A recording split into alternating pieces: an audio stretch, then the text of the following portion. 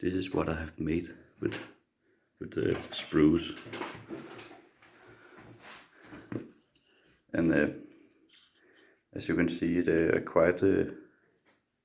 I like them quite. This is not a quality like Games Workshop or some other company making a better model.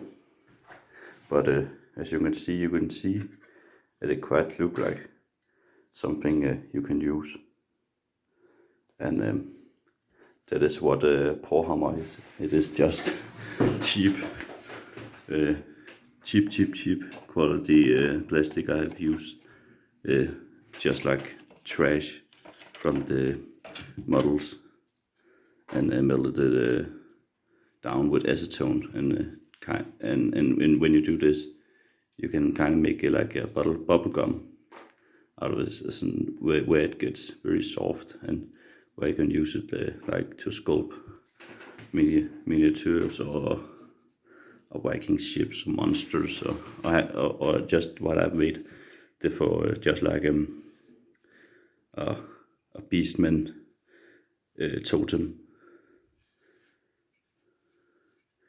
And I will recommend just cheap paint for else you will just spend more money on what you're doing. But I would recommend you use bits from other boxes, like box of skulls, where you can use them to put on your models. So it makes it look quite better and makes it more makes it look more like what it looks on the tabletop. I can show you why I do done this with the skulls I have made. One cracker, or a chaos spawn, as someone would call it. It's not quite as nice and crisp like the miniature on the Games Workshop, but it is free, and this is from the spruce from the set. How I've made this, I took some tin foil and wrapped it to make a body of a beast, and then put some Games Workshop plastic spruce goo over it, so it can be a nice monster. I have also made a what is called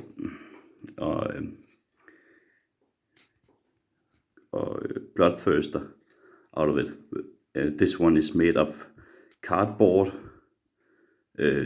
steel wires, or just iron wires, and some green stuff for the horns. And I took some paper and mixed it with wood glue to make the body, just so don't use only plastic, so it have some fill inside. And the wings are made of cardboard. When you cut the cardboard, you can kind of sculpt the cardboard and make it and make wings with you put the plastic glue over it, or plastic goo, what I will call it. And the teeth is made with green stuff mixed with milliput. And the eggs is the same way. I have some sticks. I have made the plastic glue over it to make the symbols, and some of it. I'm a little bit proud of it, and I have not based it yet, because I wanna use a Games Workshop base, because I wanna take it to a tournament one day. But that might be the future, maybe. And the Beastman token, I have taken a bottle from a cap, or some soda.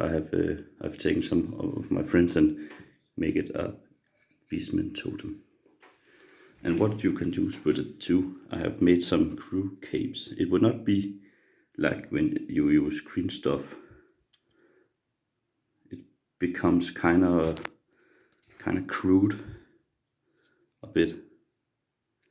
It is not like a normal cape like we use with green stuff, but it gets the feel done and you get it more chaos-like, I believe. I have also made one here. You can see it's kind of crude. It is not, it is not soft or like a cloth. It is more like a skin of a beast or some kind. I also made it with a shield. It looks kind of flashy. It is, the shield is also kind of flashy with the clue. The sidegård is I have made in the same way as the bloodthirster. Like I have take the body, put some glue and make the sculpting. And it is this is really difficult to make the muscle. You have to stretch it and like a bubble gum or like it is really hard. And the stone I have made from paper and wood glue, and I put some plastic over it so it don't fall together. And I have put some normal stones like it holding, and it's gonna. And the tails I have also made. And of course I have to put some skulls on it, else it would not be a chaos beast.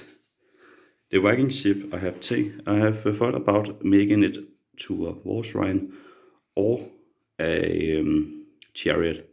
I have put in some marauders on it and a single gull, made it red because it's corn, and the sail I have stretched out some of the plastic and make it so it looks like it's in a very wavy storm, and pull some off like it is like a war symbol of corn. And I will make it so it looks like I will take some hot glue and make it a bit of watery, so it looks like blood that's spilling out. So it looks like it's flying above. But I have also taken a Pringles can and making a corn wars skull shrine, kind of. It is a rule in Age of Sigmar that I can take a free building that makes my priest work better and make wizards from the enemy factions work better, or what I call. I have also made a Viking ship that is made the same way. I have actually took a bottle and cut it in half, and put some plastic goo on it to make the sails, and I have taken a wire to make it look like a rope, and this is kind of bad. This does not look very good, but it does the job, and I like it.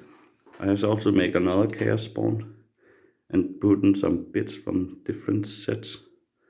The reason I have so many sprues is because I've made a Warhammer club, where we have many models, and there's many that don't using the sprues. I ask, can I get the sprues? And people give it away because this is trash. It's just trash. I've also made a crate unclean one. This is not the best one, I guess. There is someone on the internet had made the better one in this, but I think it's doing the job very well. It makes almost sense when you paint it, because if you have not painted the model, it does not look very good. It looks very better painted. So if you make one yourself, you have to make it so you can paint it basically. But sculpting the eyes is not the best thing. But if people can see what it is, that is the most important thing. And it is made of plastic, so it does never break. I also made a rhino of a goo. This one is made from a sponge, just like the unclean one actually.